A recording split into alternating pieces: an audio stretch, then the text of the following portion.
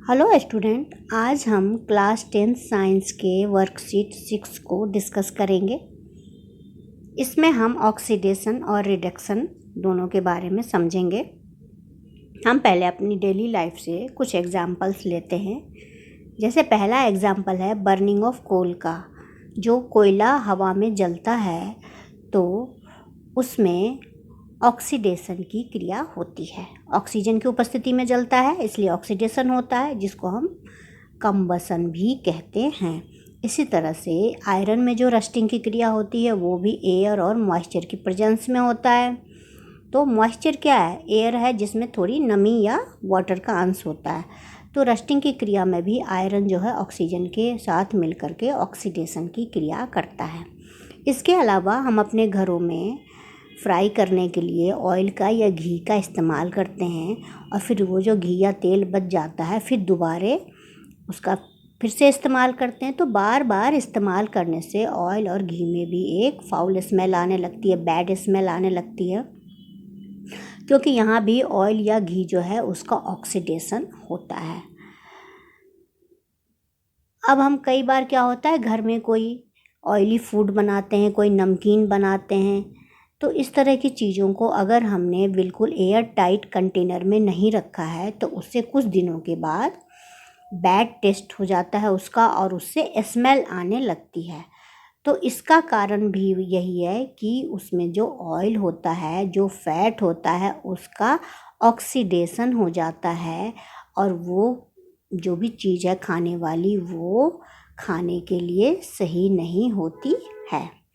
अब हम देखेंगे कि ऑक्सीडेशन क्या है और रिडक्शन क्या है। पहले ऑक्सीडेशन को समझते हैं।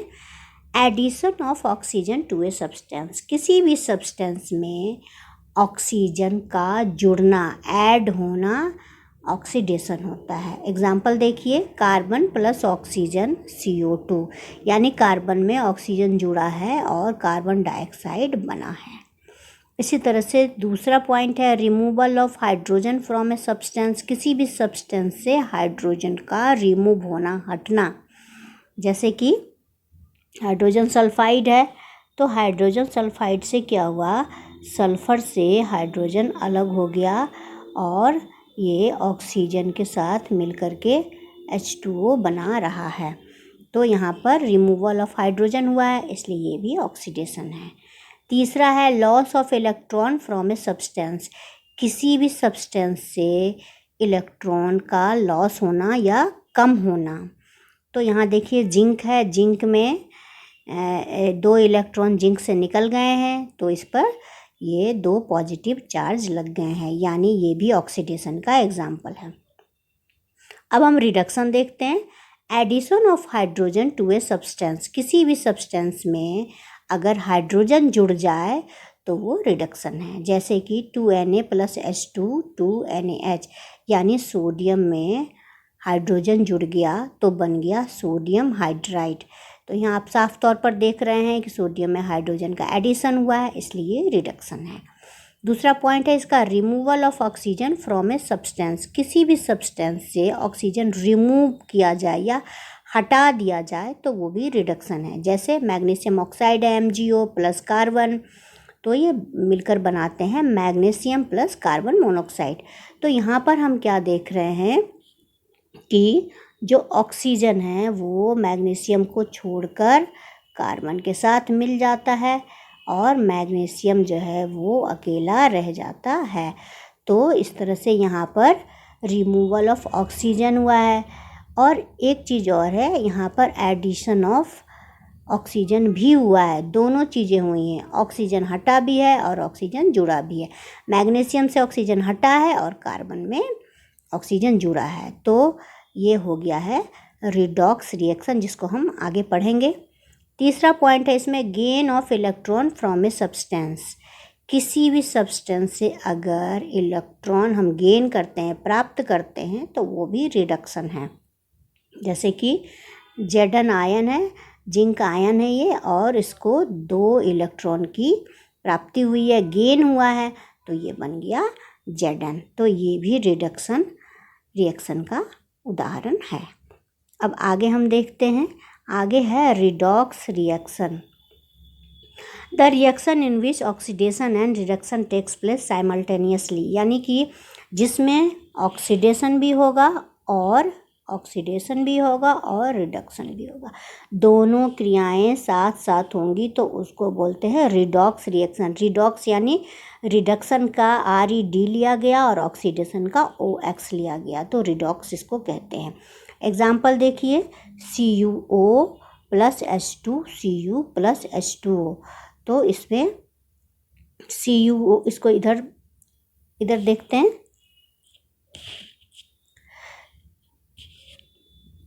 इसको यहाँ देखते हैं। जो कॉपर है, यहाँ पे दोनों क्रियाएं कैसे होती है, कॉपर के साथ ऑक्सीजन जुड़ा हुआ है, लेकिन यहाँ ऑक्सीजन का हटना हो जाता है, यहाँ से ऑक्सीजन हट जाता है, तो ये हो गई रिडक्शन, है ना।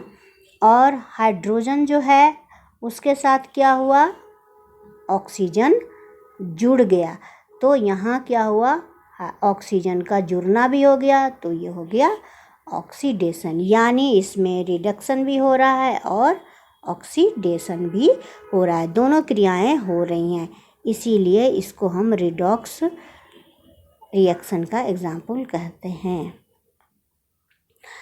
If a substance gains oxygen during a reaction, it is said to be oxidized. अब एक चीज़ और समझ लीजिए आप कि अगर कोई सब्सटेंस ऑक्सीजन गेन करता है तो वो ऑक्सीडाइज्ड हो, जैसे यहाँ पे हाइड्रोजन जो है वो ऑक्सीजन गेन कर रहा है, यहाँ अकेला था ये और यहाँ ऑक्सीजन को गेन कर रहा है, तो ये ऑक्सीडाइज्ड हो रहा है। इसी तरह से कॉपर जो है वो ऑक्सीजन को लूज़ कर रहा है, तो इसको बोलेंगे कि कॉपर यहाँ पर रिड्यूस्ड हो रहा है, कॉपर यहाँ पर रिड्यूस्ड हो रहा है, ये भी जानना ज़रूरी है। अब आगे हम देखते हैं क्वेश्चन। अब है question number 1, right one difference between oxidation and reduction. तो इसमें आपने अभी ऊपर जो ऑक्सीडेशन और रिडक्शन के अंतर पढ़े उनमें से कोई एक लिख दीजिए। अब क्वेश्चन नंबर 2 देखते हैं हम। Identify the substances that are oxidized और reduced in the following reactions. तो नीचे जो भी रिएक्शंस दिए गए हैं इनमें हमें बताना है कि कौन सा सब्सटेंस ऑक्सीडाइज्ड हो रहा है और कौन सा रिड्यूस्ड हो रहा है। नंबर 1 है कार्बन प्लस ऑक्सीजन, CO2 बनाते हैं दोनों मिलकर। तो यहाँ पर आप स्पष्ट रूप से देख रहे हैं कि कार्बन जो है वो ऑक्सीजन के साथ जुड़ रहा है, तो एडिशन ऑफ ऑक्सीजन हो रहा है, इसीलिए कार्बन ऑक्सीडाइज्ड हो रहा है। अब नंबर 2 देखते हैं, ये हो गया। नंबर 2 देखते हैं, हाइड्रोजन प्लस ब्रोमीन मिलकर के 2HBr बनाते हैं, हाइड्रोजन ब्रोमाइड बनाते हैं।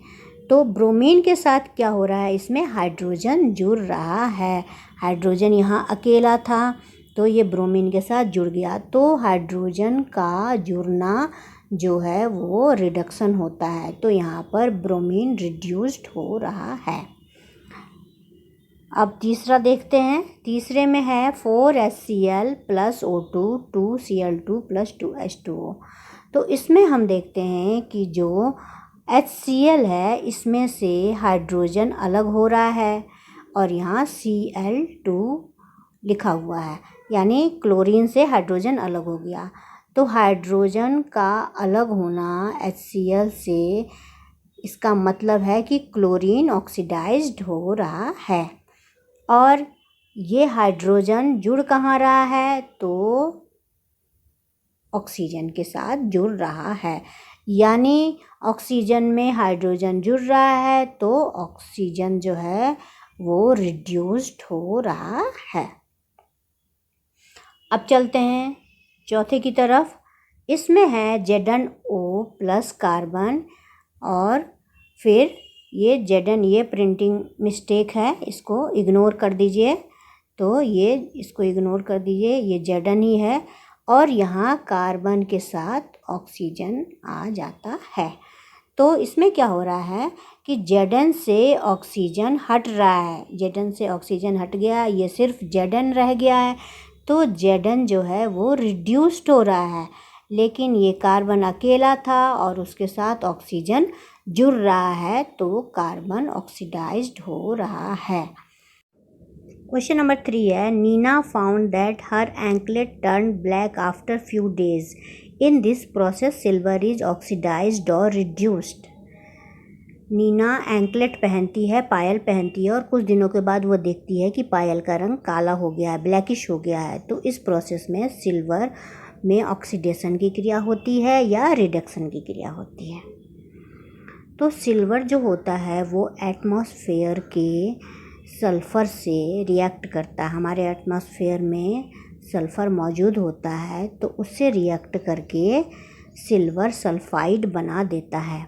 इसके अलावा हमारे शरीर से जो स्वेटिंग होती है उसमें भी सल्फ़र की मात्रा मौजूद होती है, तो वहाँ से भी वो रिएक्ट करता है उसके साथ, सल्फ़र के साथ, और सिल्वर सल्फाइड बना देता है। इसी सिल्वर सल्फाइड की मौजूदगी के कारण एंकलेट का कलर जो है वो ब्लैकिश हो जाता है। तो यहाँ ये पूछा जा रहा है कि सिल्वर ऑक्सीडाइज्ड होता है या रिड्यूस्ड होता है, तो सिल्वर ऑक्सीडाइज्ड होता है। आशा है आपको ये वर्कशीट अच्छी तरह से समझ में आ गया होगा। Thank you.